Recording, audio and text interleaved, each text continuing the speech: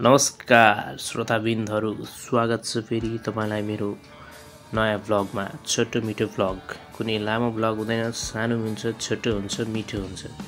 अहिले फेरि म जाँदैछु सिमडी बजार हुँदै इनरवातर्फ। यो चाहिँ भनेको आजको नयाँ बाटो। यो नयाँ बाटो भनेको चाहिँ हाम्रो ट्याक्क विराटनगरबाट भित्रको बाटो, बिस्तारै निस्किसकेपछि गाउँ हुँदै निस्किने बाटो हो। यो चाहिँ हाम्रो सिमडी बजार सानो गाउँ। सिमडी भनिसकेपछि चिमडी है। यस्तो राम्रो ठाउँ छ, चारैतिर खेतबारी नै खेतबारी छ, धान फलेका छन्, धान काटेका छन्, बाटोभरि पराल छ।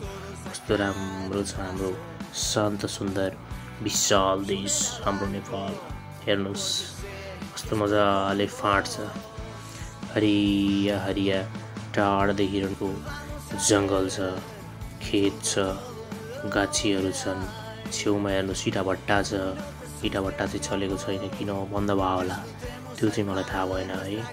अरू हेर्दै जाँदाखेरि बाटो पनि कतै उबाट खाबाट आउँछ, पुल आउँछ, सानो पुल तर राम्रो पुल आउँछ।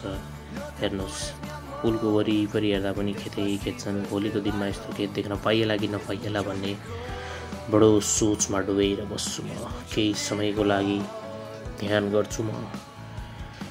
इटरी बजार कहाँ थियौँ हामी, त्यो शान्त सुन्दर ठाउँबाट हामी फेरि यो घाइया र घुइया चाइया र चुइया गर्ने ठाउँमा आइसक्यौँ।